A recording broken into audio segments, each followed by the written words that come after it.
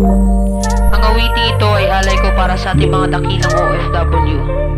Hindi madali ang magtrabaho at mamuhay doon ng mag-isa.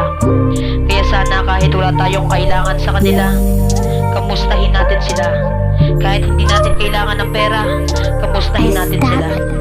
Para sa inyo to. Yo.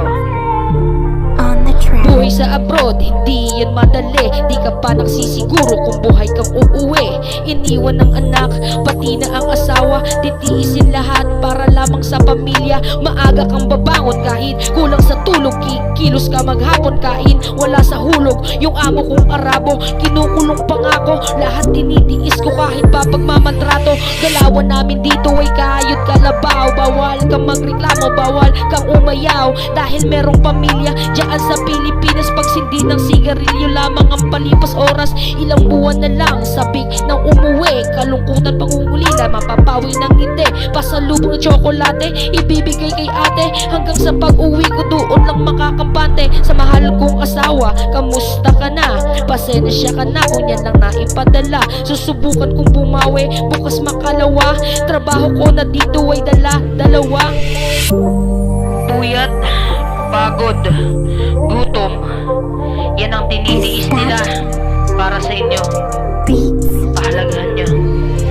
Ngunit sa pag-uwi, ito pala bubungad. Meron ka nang inuuwi, isang babaeng higad. Kaya naman pala kinukulang padala. Meron ka na palang binubuhay na iba. At ang aking panganay, walang kamalay-malay. Unti-unti pa lang nasisira kanyang buhay. Hinayaan mong magbisyo, ito bang isusukli nyo? Sa lahat ng aking hirap at sa lahat ng sakripisyo, kung alam ko lang na ganito ang mangyayari, inisip ko na lang sana ang aking pansarili. Sarili tinipid, sarili ay ginutom para lamang sa eskwela kayo ay may mabaon. Naaalala nyo lang tuwing kinsenas katapusan, lahat ng gastusin ako ang pumapasan. Ang magaling kong asawa, walang kakwenta-kwenta, wala na nga trabaho, lagi pang nakahilata. Lahat ay tiniis ko nung ako ay nag-abroad, ngunit tila na sayang lahat ng pagpapagod.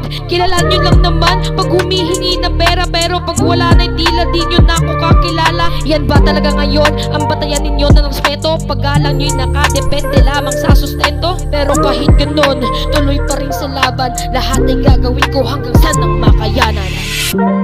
Hindi nyo maiintindihan hanggat hindi kayo nasa sitwasyon. Kaya sana, kahit munting barya, bigyan nyo ng pagpapahalaga. Dahil dugo, pawis at paghihirap ang naging puhunan ng inyong magulang at ng inyong asawa para lamang kayo ay masustentuhan.